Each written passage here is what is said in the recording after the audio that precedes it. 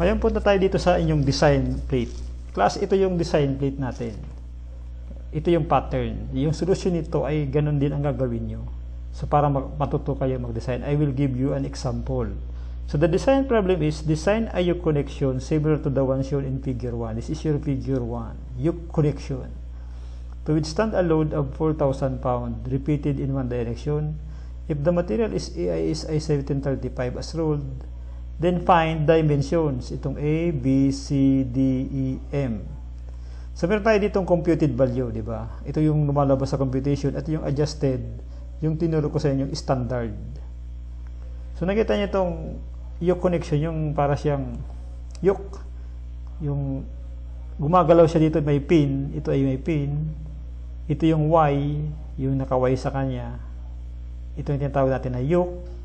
Ito naman nasa loob ng yoke ay rod. So makikita nyo, isa itong common machine part. So ito yung front view, ito yung top view. So yung A, ito yung diameter ng pin. Yung B, yung distance nito. Yung thickness nitong yoke. Yan, B yan. Yung C naman, ito naman yun. Okay. Yung dimension ng thickness ng rod. Diba? Ang D, ito yung diameter. Diameter ng rod. End yoke dito sa part ng ito. Dito. Ang E, ito yung distansya yan. Yung distansya nang galing dito sa center ng pin mula sa dulo ng yoke. Or pwede rin galing sa center ng pin mula naman dito sa hanggang naman dito to sa dulo ng rod. Yan, yung gumagalaw na arrow. Yan, dito. Kaya dito, ito yung E. Yan din yung E. Okay? So, ito yung top view. So, ang unang solusyon dyan is hanapin mo yung design stress or design factor. So, yung factor of safety. Sabi natin doon ay repeated one direction. Diba nandito, diba? Repeated one direction. So, dapat, yun ang unang hahanapin nyo. Okay? So, dito, ang factor of safety niya makuha mo ay repeated one direction is, kung ang makikita mo dyan, 6, di ba? Based on ultimate strength. Or kung based naman yield strength, 3. So, kung ang design mo ay based on ultimate, 6 lang gamitin mo. So, ganun lang. Ano? So, halimbawa tayo, gagamit tayo ng 6 kasi based on ultimate strength tayo. For ductile materials, use N is equal to 6. Okay. Pagkatapos nyo makuha yung design stress, yung N, pupunta kayo dito sa table 87. Hahanapin nyo yung AISI 1735. Ganito. Bakit? Kasi kailangan natin makuha yung mga design stress niya. Diba? So, yung SU, ito 85. At yung SS, okay, ito yun. Diba? Itong second column, 64 KSI. So, ito yung gagamitin natin sa design stresses, wherein ST, kasi meron tayong tension. So, ang tension, SU tayo, di ba? Over N, 85 divided by 6, ito yung N kanina nakuha natin. So, makukuha mo yung 14.7 KSI. So, yung compression, ganun din. Parehas lang yan, tension compression. Yung shear, at saka torsional stresses na gagamitin sa equation ay 64 divided by 6. So, 10,670. So, yun ang importante dito sa table na ito. Then, pag nakuha nyo na yun, pupunta na kayo dun sa analysis of stresses. So, isa-isahin na natin. Ang una dyan na pwede nyo makuha nyo agad ay yung diameter ng rod, yung D. Diba? So, kasi ito ay nasa tension. Diba? Ito ang assumption natin dito, guys, ay ito. Ang diameter nito ay equal nito, siyempre, kasi pag naghatakan yan, mas maganda para sila kaysa ang isang maliit, ang isang malaki. So, ang matatalo dyan yung maliit, magbi-breakdown yung maliit. So, sa design, sa engineering, i-assume mo siyang parehas ang diameter kasi parehas yung force, di ba? So, ST is equal to F over A ang gagamitin kasi tension. So, kunin mo yung ST, yung na-compute natin kanina using SU divided by N. Tapos yung F is 4,000 pounds. Yung A, ano tong A? Yung area under stress, yung area nito. Di ba circular yan? So, pi d squared over 4. Bakit nagmamit tayo ng D? Yung diameter is, ang ginamit nating variable ay small d. Kaya, pi d squared over 4. Then, ialagay mo lang yung mga values niya, 4,000, pi d squared over 4. So, makakaroon ka dito ng d squared is equal to 4f. Okay? Ito, 4f over pi st. We solve for d kasi, di ba? Ang hinahanap natin yung d. So, itong formulang ito, isolve mo siya sa d, magkakaroon ka dyan ng d squared. Yung itong d, pupunta yan dito, di ba? So, yung 4, pupunta yan sa itaas. So, 4f, di ba? 4,000 pounds, or 4f, pi st. So, yung st pupunta dito. So, ang pi, nandito ulit siya sa ilalim. So, ito yung simplified equation nito. Okay? So, assuming this is f pa rin dito, f. So, 4f, by substitution, makakaroon ka dito ng d squared is equal to 0.36. So, square root yan is 0.6. So, ganun yung guys. So, using standard fraction, di ba, yung dito, yung binigay ko sa inyong table.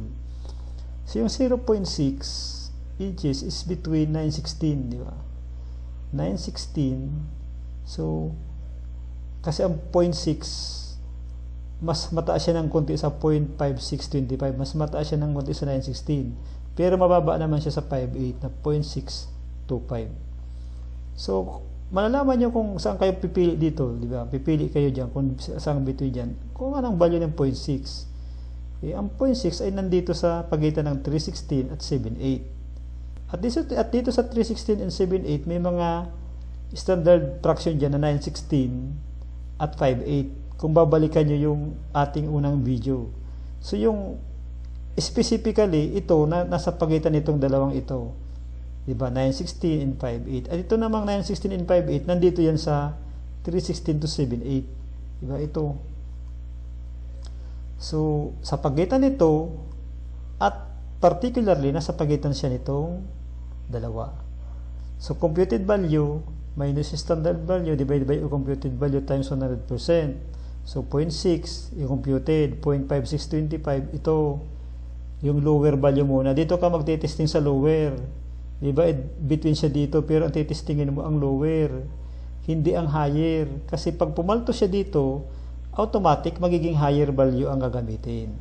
So, times 100%, so, tingnan mo na 6.2%. Diba? Higher siya sa 4%. So, dahil tinesting mo ito, higher ka sa 4%, automatic ang gagamitin ay 5.8. Kaya use D is equal to 0.625. Then, ilalagay mo na yan dun sa table. 0.6, then 0.625. Computed, adjusted value. So, ngayon, ang problema natin sunod ay yung mga dimension na A, B, C, E, saka M. Ito na kasi yung may mga combination ng stress. May isang part, marami siyang stress na pumupunta sa kanya. So, kaya kailangan mo mag-set ng strength equations. Nandun to sa libro sa ating reference book kung paano. Pero i-discuss ko sa inyo dito. So, setting up all strength equations. Ano yung mga posible? Ang number 1, the pin may fail by shearing across the section B. Ibig sabihin, pag naghatak to dito at naghatak naman to dito, itong pin, ay pwede siya maputol dyan. Shear, di ba? Shear. So, dadalhin niya dito itong nasa gitna, ito naman ay papunta doon. Kaya may shearing siya. So, anong stress dyan sa shearing? Ito yan. Itong equation. Shear stress is equal to F over A, or F is equal to stress times A. Sinimplify lang naman yan. Sinimplify lang naman yan, galing naman lang yan dito. Ngayon, i-determine mo ano ba yung A. Diba? Ano yung area under stress? Yung area under stress niyan, ito yung diameter nitong pin. dalawa, kaya meron siya ditong 2, di ba? 2 pi a squared over 4. Ito yung pi a squared over 4, yung area ng isa. Kasi ang area is diameter, galing dun sa equation na pi d squared over 4. Bakit may 2? Kasi dalawa, isa dito, isa dyan. By simplifying naman ito ang kalalabasan. F is equal to pi ss a squared over 2. So yung F na kanina, yung ginagamit na F. Yung SSS, yung na-compute natin, yung SS. So ganun lang yan. Next, ano pa ang pwedeng failure? The compressive stress between the pin and the rod may be excessive. So, di ba pag humata ka dito, di ba? Inahatak mo yan dito pag ganun, pag ganun. At yun naman pag ganun doon. Ito yung rod, yan. Inalis lang natin yung yoke nandito siya, yung yoke dito. Di ba? So itong point na ito, magkakaroon to ng compressive stress. Kaya pwede siya maging excessive, diyan siya mag-fail. So kukumpitin mo naman ano bang stress ito. So ito naman yan. For the projected area AC, so yung compressive stress kasi dito, para siyang yung tinatawag nating bearing stress. Nandito ang compressive, di ba? Parang nandiyan sa point na yan. So bearing siya. So ang area dyan is yung tinatawag natin na projected area. So ano yung projected area? Yung diameter ng pin times the thickness. Ito yung thickness ng rod dito sa part na ito times yung diameter ng pin. So mayroon siyang tinatawag na projected area. So ang area dyan ay yung under stress. Okay. So kaya meron tayong SC F over A, tapos ito naman ay ginawang ganito, F is equal to SC times A. So what is your A? Area is equal to AC. Okay, the projected area. Okay, the diameter of the pin times the thickness of the rod. So yung equation to natin. So kung mayroong compression between the rod and the pin, meron din yung yoke and pin. Diba? Kanina dun sa rod and pin nandito sa banda dito kasi papunta yun dun yung rod ang force. So, dito naman yan ang sa yoke yan. So nandito naman siya ito naman yung projected area niya, A times B. A times B siya. Kasi B lang yung height niya.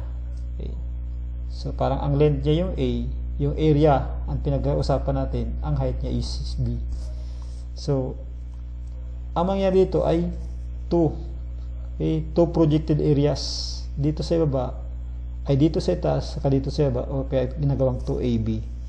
Diba? A times B times 2. So pag sinabstitute mo naman dito sa SC over is equal to F over A, then simplify, solve for F, ito yung SC, yung A, 2AB 2AB yung area. So yun yung equation 3. So sa pang-apat naman, the rod or yoke may fail in tension across the hole for the pin. Anong ibig sabihin niyang may fail in tension? So look at this. Halimbawa, pag-usapan muna natin yung rod. Ito ang pag-usapan natin. So pag nagkaroon ka dito ng force at kinukontra yan dito ng pin, ang pin nakakabit kasi sa yoke, so ang pin papunta naman doon. So dito sa bandang dito, okay, kasi may compression yan dito sa bandang dito. So hinahatak niya itong part na ito ng pin sa kanang yoke. So magkakaroon siya dito ng pwede maputol. Kaya the rod or yoke may feel in tension. So ito muna, the rod muna siya. The rod may feel in tension across the hole for the pin. Kasi mamaya yung yoke naman. So ano naman ang stress dito? So that is stress tension F over A. Ang usapan naman, ano ang A? Okay. Ang A is equal to, kung makikita nyo dito, ano tong part na ito? Okay. This is M minus A. Ito yung M. Okay, width ng whole part. Susubtract mo to, itong diameter ng pin, which is equal to A. So, kasi dito po, ang under stress ay nandito. So, kaya ito ay M minus A. Ano ba ang thickness? Okay. Ano yung thickness? Kasi yung area yan eh. Ito yung length. Ano ang thickness? Ito yung length. Ano ang thickness? So, ang thickness niya yung C. Diba? Ang pinag-usapan natin dito ay itong rod. Itong rod. Kasi mamaya ito namang yoke sa sunod. So, kaya ito ay M minus A. Ito times the thickness C. Diba? M minus A kasi itong dalawa dito saka dito. Dahil ito ay M, isusubtract mo yung A, yung distance.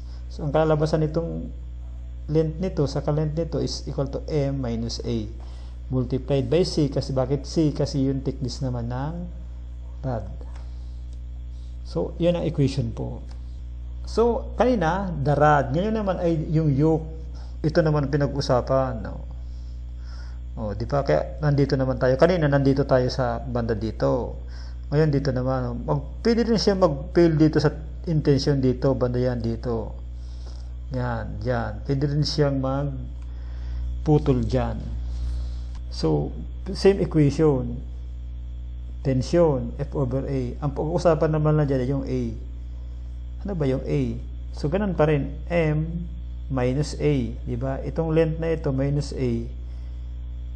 Times 2B. Bakit times 2B? Kasi, yung ano niya, meron siyang ibaba sa kaitaas. Itong sa ibaba, B. Sa itaas pa, another B. So, dalawang B, 2B. So, ang area under stress niya, yung dito sa ibaba at sa itaas. Kaya ang area under stress niya ito, M minus A times 2B. Dalawa yung area under stress dito sa ibaba, saka dito sa itaas. Kaya 2B. Kasi pare siya B. So, sana maintindihan nyo. So, next, the pin may fail in bending. So, ito kasing pin, pwede siya mag-bend. Kasi kung titingnan nyo dun sa dito, pag may force papunta dito, may force papunta dito, so, pwede ito mag-bend. Pwede ito mag-bend. Gaganon yan. Pag ganon. So, pwede siya mag-bend ng pag ganon. Yan. Pwede siya mag-bend pag ganon yung pin. Kasi ang force niya pupunta dito, di ba? Pupunta naman dito yung sa kabila. So, pwede siya mag-bend, di ba? So, kaya may fail in bending ang sabi dun sa isa. So, paano natin i-analyze yung stress nito? So, pwede natin siyang i-assume na beam, di ba? Beam. Tinatagilid lang natin yun. So, beam na ito. So, gagamitan natin siya ng shear and moment diagram. So, dahil beam siya, na pwede siya mag-bend, ang equation niya ay MC over I. So, hanapin natin yung value ng M, C, at saka I. Okay? So, paano yung M? Yung tinuro ko kanina. So, may force siya papunta dito. Yung force na ito, yung gawa ito nung rod. At yun namang force na papunta dito, gawa naman ito nung yoke. Diba? Kontrahan. Ito yung rod sa gitna. Itong yoke, yung Y sa labas. So, kung yung rod ay may F, ang nagkukontra dito ay F over to. Ano yung distance nito? So, kung makikita nyo, B plus yan. Diba? Kasi kung mabalik natin dun sa nasa gitna siya. Diba? Nandito. Diba? So, nandito yung force na papunta dito. Parang kung lalagyan ko ulit ng force, parang ito papunta dyan. Ito naman ay papunta dito. So, sana nagigets nyo. At ito yung papunta doon. So, magkakaroon siya ng bending. So, yung distansyang ito, right? Itong papunta dito, kasi sa gitna siya, i-assume natin sa gitna siya. Siyempre, ano to? It's B. Diba? Kalahati nitong B.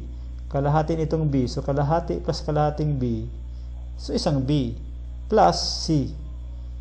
Kaya, doon sa kabila, B plus C.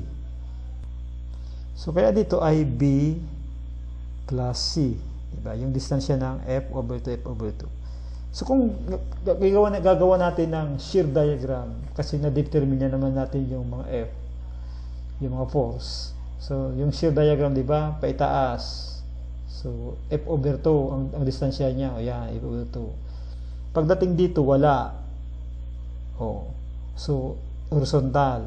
Pagdating dito sa point na ito, may F na pababa. So dahil F over 2 ito, baba siya ng F. So, aabot siya dito sa negative F over 2, di ba? Lalampas siya kasi kalahati ng F. Halimbawa, 100 pounds yan. So, kalahati ng 150. So, ito ay 50 pounds ito, di ba? So, yung kalahati, lalampas siya dito, magiging siyang negative F. So, yun ang shear diagram niya. So, sana nakuha nyo? Kasi, parang kanina, yung video kanina ay panoorin nyo. So, ano yung area na maximum? So, ito yun. F over 2 times yung distance dito. Di ba kinukuha natin yung area dito? Ano to? B plus C over 2. So, i-multiply mo to. F over 2 times B plus C over 2. Yan ang M. Tatandaan nyo. So, ngayon, pupunta tayo dito. Ito yung maximum moment. F over 2, okay, ito, times B plus C over 2. Nang sinimplify siya, naging siyang F, B plus C over 4. Kasi yung 2 times 2, 4 siya. So, yun na yun. So, pupunta tayo dito. M is equal to F, B plus C over 4. Nandito siya, diba? Para siya dito. I is equal to pi d square over 4. Pi times the diameter of the pin. Wherein, ang diameter ng pin ay equal to A. Kaya, pi A is to the 4th over 64. Dapat siya pi d to the 4th over 64. Kaya lang, ang diameter niya ay A. Dun sa ano natin, original. The sketch na figure. Kaya A ang ginamit. So, ang C, yung kalahati, di ba? Kalahati ng diameter. Kaya A over 2 para siyang radius. Ngayon, i-substitute mo yan dito sa equation. Ayan na. Yung M, yung C, yung I. So, by simplifying, naging siyang ganito. And further simplifying, solving for F. Okay? Ang sinasolve kasi natin yung F kasi mamaya, F is equal to F yan . So, magkakaroon tayo, mag-i-equal natin yan. So, ito na yun. SF, texture stress, pi A cube, over 8 plus BC. So, this is your equation 6. Saan to galing? Galing lang yan dito. Sinisimplify lang. Ito naman galing siya dito. Okay? So, number 6, the other one, that pin meter out the end of the rod or yoke. Saan naman ito banda? So, halimbawa ito yung rod. May force siya papunta dito, di ba? Papunta dito sa kanan. So, ito, pwede siya dito siya mag-shear, di ba? So, lalabas dito yung pin. Dito yung part na ito mag-shear. So, pin tearing out the end of the rod. So, yung pin, iti-tear out niya. Buksa pupunitin niya yung banda dito. Pwede yun. So, shear siya. So, ano na naman ang equation? Shear. F is equal to SA or S is equal to F over A. Kaya lang shear stress siya, di ba? Ang S is shear stress. Ano ang A? Yan naman ang usapan. Ang area under stress dito ay siyempre yung ito 2CE. Bakit 2CE? Kasi ang thickness niya is C. Ang dimension niya galing dito papunta dito is E. 'Di ba na doon sa original E, 'di ba? So E times C, itong distance itong area under stress dito sa taas, E times yung thickness niya na C. Okay, kasi ano 'to, top view. Ito yung front view niya. So ang area under stress yung E times C. Bakit may dalawang 2? Kasi meron pa dito. 'Di ba? Isa dito, saka isa dito, kaya nagkaroon siya ng 2. C times E. Next is the pin meter out the end of the yoke naman dito. So for the yoke, dito naman siya. Pwede rin siya ma-tear out. Alin dito sa banda dito. Yan. Tear out siya. Kaya lang, dalawa naman ito, ibaba, itaas. Ito yung itaas, ito yung ibaba. So, pag tinignan mo to sa itaas, pwede siyang tear out. Yung pupunitin niya dun yung end of the yoke.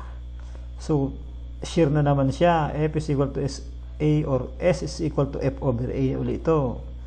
So, ang S is SS.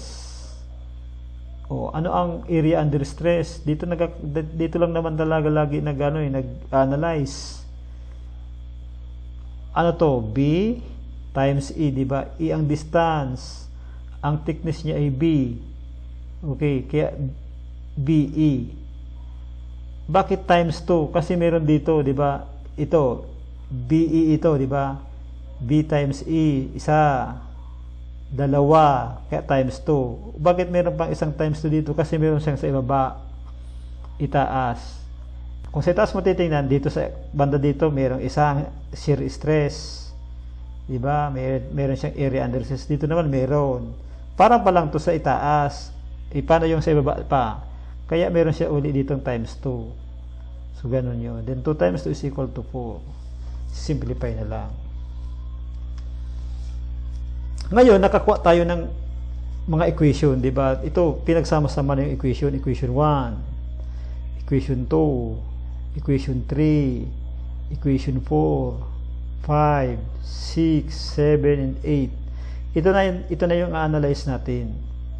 Dapat, yung mga equation na ito, okay, lahat ng dimension ay maging masatisfy itong equation na ito. Ibig sabihin, walang mag-fill dapat dyan. So, ngayon, analyze tayo. Ang unang analysis is the yoke will be safe if the rod is safe. Ano ibig sabihin ng the yoke is safe if the rod is safe? Kung titingnan nyo ito, kung ito ay hindi mapuputol sa shearing, pati sa compression, itong dalawa, okay, dapat hindi rin maputol tong rod. So, sabi dito, the yoke will be safe if the rod is safe. So, ang ibig sabihin pala nito, itong distansyang B, sa ibaba, dalawa siya dalawa ang nagkukontra sa kanya At itong distansyang C, dapat may relationship siya na C is equal to 2B. Ibig sabihin, kalahati ng kapal ng C ay B. Kasi para safe siya, di ba? So, pag pinag-isa ko itong B plus B, dapat equal to C siya. B plus B, yung kapal ng B, dapat mag-equal siya sa C. Kasi para doon sa tearing out, doon sa compression niya, magkapareha sila ng persa, magkapareha sila ng strength. Diba? Kasi kung maliit ito, masyado malaki itong B, ay di ang lugi ay yung C. Kasi ito dalawa sila na magkatulong. Ito naman ay iisa lang. So, yung tearing out niya, yung compression niya, yung tension niya, yung mga stress na nakuha natin, kung hindi sila pantay, pantay ng dimension. Kasi ang top view niya, pantay sila So, kung hindi sila pares ang kapal, malulugi yung isa. Kaya, dahil ito ay pinaghati, ang force, may force dito, may force dyan. So, kalahati lang ng C ang B. Kaya, yung B plus B, yung dalawang B dapat equal siya sa C. Ito yung let C is equal to 2B. So yun ang analysis dyan. So number 2, let compression and bending stresses for the pin be equally safe. Ibig sabihin naman dito, yung pin ang pinag-usapan naman. Kanina yung rod sa yoke. Diba? Ngayon naman, pagdating naman sa pin, yung bending stress niya or bending strength niya, saka yung compression strength niya, kasi nakukompress bagayan dito, di ba? May compression dito, may compression dito, may compression dito, sa banda dito. Yan. Tapos nabebend pa siya. So, pwede natin i-equate siya. Parehas safe. Saan siya magiging parehas safe? Magiging siyang parehas safe kung yung strength ng compression is equal to the strength of bending. Diba? Yung stress na makukuha mo sa compression, dapat para siyang stress sa bending. Para safe siya sa compression, saka bending, parehas. So sana nagigets nyo. So hindi siya kumbaga sa ano, kung safe siya sa compression, safe din siya sa bending. Ganun. So kaya ito, in-equal natin yung SC and SF equating to, okay, and 6. Kasi ito yung bending, ito naman yung compression. 2 and 6. Ito. So, pag in-equate natin yung 2 and 6, F is equal to F. Ang mangyayari, ito yan, SC times AC, ito. Ito naman, SF pi A cube over 8BC, ito. In-equal lang siya. Tingnan natin kung ano mangyayari. Okay. Ito na.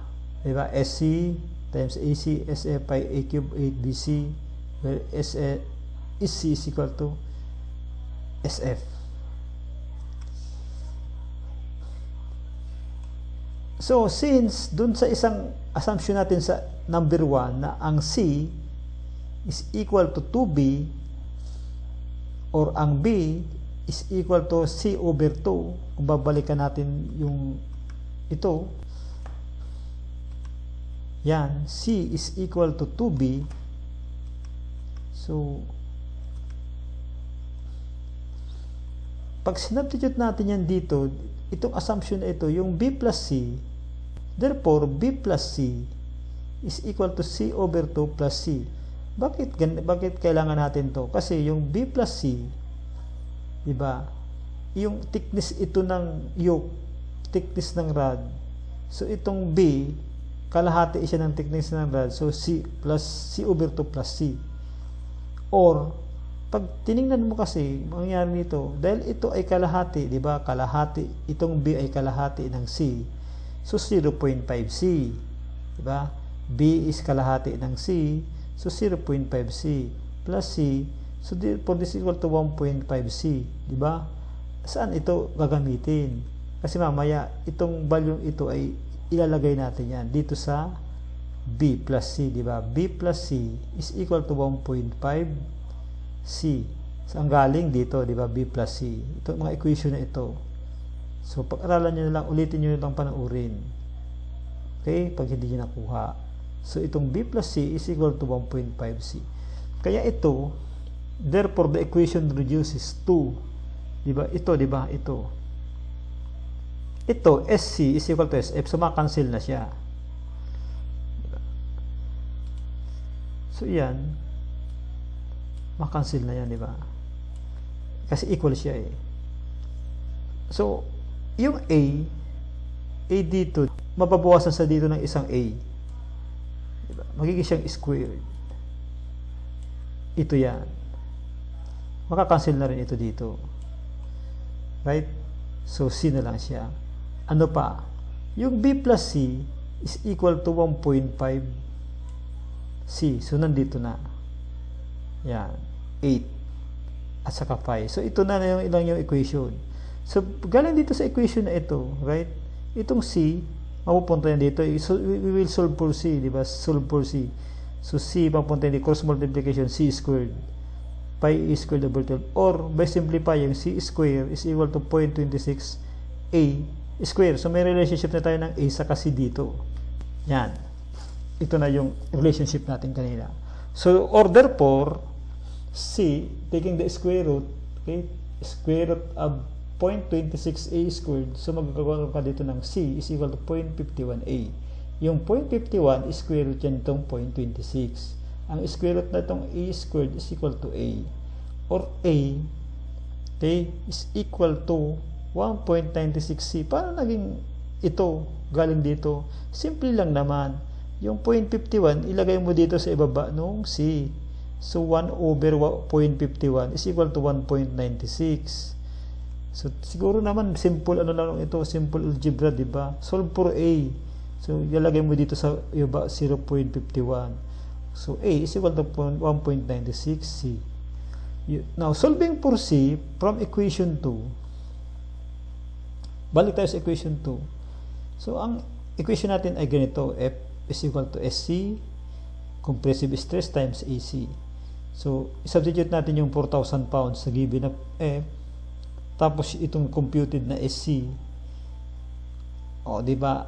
Ano yung A? 1.96C. So, yung A, substitute 1.96C times itong C.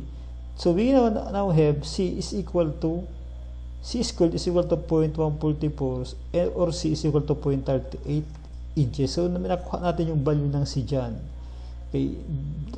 Depende doon sa combination. So, ilalagay natin yan dito sa table 0.38, at kung gagawan mo yan ng adjusted value, mamaya titingnan natin. Okay? Itong adjusted value dito, wala pa to. Okay? Hindi pa ang explanation nito ay medyo mamaya pa. Nilagay ko lang yan dito sa table para meron akong reference. Pero ang nasosolve pa lang natin yung 0.38. Ngayon, nakita nyo, ang nasolve natin ay 0.38, di ba? Na value ng C. Alin yan? Ito, di ba? Yan. Ngayon, kung makikita nyo dito, kung ang D ay 0.6, di ba? 0.6 ito yan.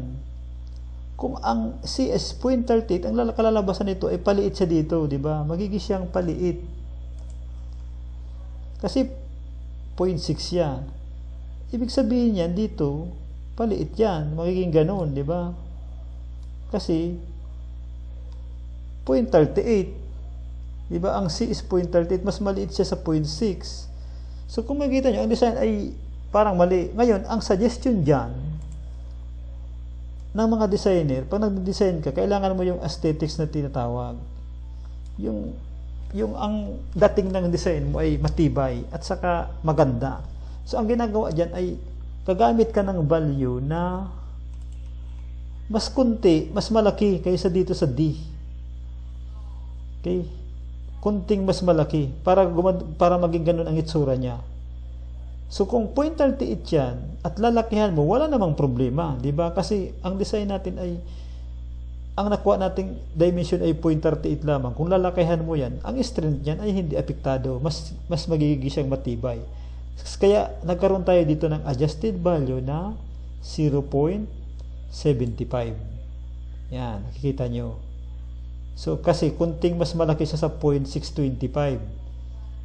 So pwede yun. O pwede rin standard value kasi mas maganda 0.75, standard na siya. So ito yung computed, ito yung adjusted. Ano ang reason? Kasi kinakailangan natin yung aesthetics, yung matibay, mas magandang tingnan. Kasi kung paliit ito, pangit. Diba? Pangit yung road inject mo. Parang kaya niyang strength niya, pero pangit siyang tingnan. So ang design natin ay medyo dapat papalakihin natin dito sa banda dito. At kung makakakita kayo niyan sa mga actual, wala naman talagang ganun na maliit dito. Palagi yung pantay dito or mas malaki dito sa banda dito kaysa dito. So ganun yung class. Kaya in-adjust yung value iyan. Ngayon, solving for B, gagamitin natin yung adjusted value. Diba? 0.75. Alam naman natin na ang B is equal to C over 2. Kanina. So, 0.75 divided by 2, 0.375. Ito class 0.375, pag nag-adjust kayo, wag nyo na tong ilalagay sa standard fraction kung hindi sa standard. Kasi naka-standard tayo dito. So kalahati niyan, wala lang problema yan kahit hindi na siya standard fraction kung makita nyo hindi siya naka-standard. Kasi may equation tayo na B is equal to C over 2. Pwede yun. So ngayon, solving for A naman from equation 6, ano yung equation 6 natin? Itong ginamit natin kanina. So, isa-substitute mo na is F pi A cube 8B plus C. Alam mo na yung B, alam mo na yung C, alam mo rin yung F given, at yung SF ay na-solve natin. So makukompute mo na yung A. So substitute that to this equation. A is equal to 0.93. Ano yung A? Ito yung diameter ng pin. So for standard value, pwede mo siyang computein uli. Ito ay nasa between 7.8 and 1. Diba? 0.93. Ang 7.8 ay 0.875. mababa siyang konti sa 0.93. Ang 1 naman mataas. So, nasa pagitan siya. So, ang itetest mo lang yung 0.875. So, ang makukuha mo dyan ay, ako ang nakuha ko dyan ay 7.5%. So, mataas siya sa 4%. So, ang gagamitin ko ay yung next larger kasi mataas siya dun sa 4%. So, therefore, ang A ko is 1.0. Ito yung diameter ng pin. Pagkatapos naman natin makuha yung diameter ng pin, ilalagay nyo na yun sa table. Diba, nandito na siya. 0.93 yung computed at yung adjusted niya ay 1.0. So, nakikita nyo dito, ang bakante na lang natin yung dimension ng E at saka M. Ito, madali lang itong makuha sa pamamagitan ng paggamit ng kahit anong formula na nandito sa equation 1 to 8. So, halimbawa, if we will use equation 4, solving for M, ito yon. F is equal to ST times the quantity M minus A times C. So, since alam naman natin yung A, okay, alam din naman natin yung value ng C. A is 1, C is equal to 0.75, nandito. So, alam naman natin yung ST and yung F ay given. So, you can now solve for M, 1.38 inches.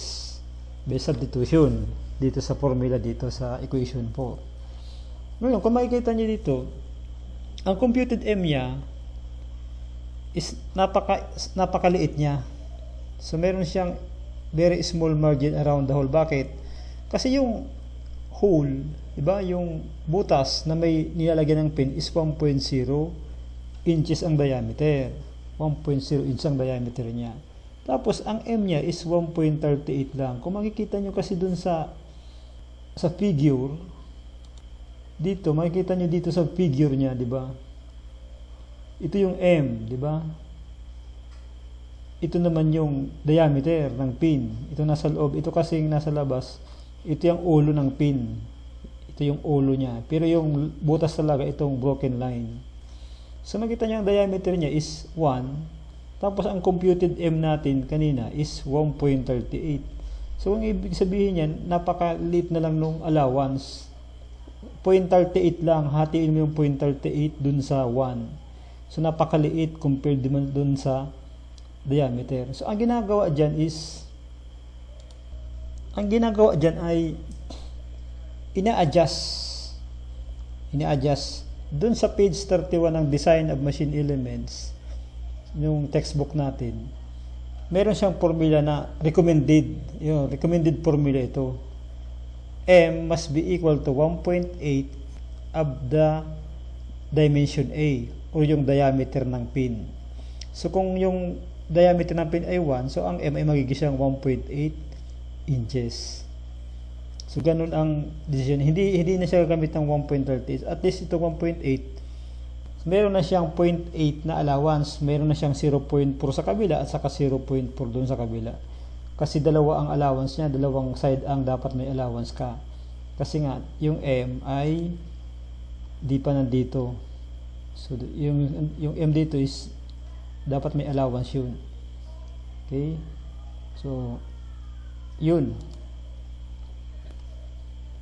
Ngayon, after solving this, okay, the dimension M, ang sunod nating pwedeng isolve ulit dyan ay yung E naman. Yun lang natitira. So, nandito na yung 1.38 na computed, nandito na yung 1.8 na adjusted value. So, solving for E, so pwede tayong gamit ng equation 7 or pwede rin tayong gumamit ng equation 8. So, considering equation 7, F is equal to SS to CE. So, yung SS ay nakuha natin sa umpisa. Yung F ay given. Yun namang C, the value is 0.75 here. So, ang ano na lang ay E, or E is equal to 0.25. Ngayon, balik tayo dito sa, kung makikita mo naman, di ba, ang computed natin na E is 0.25. So, ibig sabihin yan, kung galing siya dito, di ba, galing dito ang E, sa gitna ng pin, distance yung ganito. Or pwede rin pa ganito kasi dalawa ang distansya niya. So makikita nyo, kung 0.25 yan at yung diameter ng ano ay 1. So parang hindi siya aabot sa kalahati, di ba? So hindi siya aabot dito sa dulo. Ang mangyayari niyan parang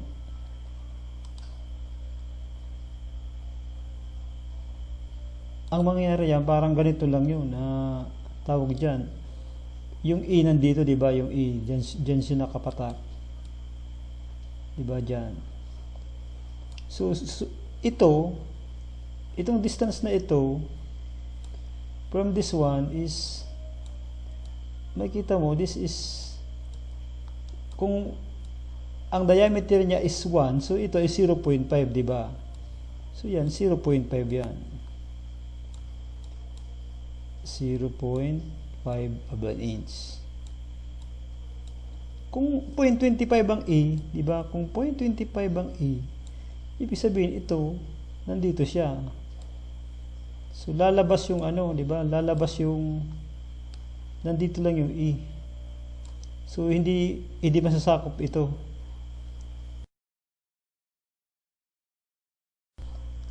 Hindi maganda tingnan. Kumbaga sa yung aesthetics niya. Aesthetics kasi dapat nandun din sa design eh. Dapat makita mo rin dun sa design mo. So ang ginawa dyan uli, ito na. So ang ginawa uli ay nag-adjust tayo. Since the computed E is too small, let E is equal to M over 2. So yung M na naman ito. So M over 2 siya. So parang ang nangyayari dito, ang M is equal to 2E. Diba? Kasi M or E is equal to M over 2 or M is equal to 2E. So para siyang square, di ba? Ito para siyang square na siya. So maganda ng tingnan. Yung distance na ito ay equal dito. So ganyan ang ginawa. So therefore, since M is equal to 1.8, yung adjusted, we have now E equal to 0.9. So ang reference uli nito ay yung page 31 ng Design of Machine Elements by VM Pairs. So to check natin, M is equal to 1.25 to 1.8D. Galing yan sa page 31. So if M is equal to 1.25 times the diameter, we get 1.25. Or M is equal to 1.8 times 1. Kasi meron tayong formulang sinusunod dun galing sa page 31 ng DME or Design of Machine Elements. Dapat daw ang M wag lalabas dito sa range na ito. This is the range. M must be 1.25 to 1.8. So kung gagamitin natin yung D na 1, di ba? I-check natin yung M. So M is equal to 1.25, okay? Ito yung lowest value dapat ng M. Ito naman yung 1.8 na multiplier na galing dito is equal to 1.8. So ito yung range niya, 1.25 to 1.8. So kumbaga sa hindi tayo lumabas dun sa dito sa range. Okay, sana naintindihan niyo to. Pwede niyo namang basahin yung page 31 of Design of Machine Elements. At itong book na ito ay nada-download itong PDF file nito sa internet. I-type niyo lang, i-search niyo yung Design of Machine Elements by Berhel Moring Pairs. Pre-download yan. Okay, so yan, ganyan ang ang analysis. Kaya kung makikita nyo, kompleto na yung dimensions natin. Ito lang ang wala kasi hindi natin to in-adjust. Diba? Yung B. Wala tayong adjusted value niya. Kasi ito yung 1/2 of C. 1/2 of 0.75 is 0.375. So hindi natin adjust yan. So ito yung dimension na ilalagay nyo sa actual drawing nyo. Kung babalik kayo dun sa drawing, dun sa page, sa unang page nito, yun ay drawing, ilalagay nyo itong mga dimension ito. Yun ang design nyo.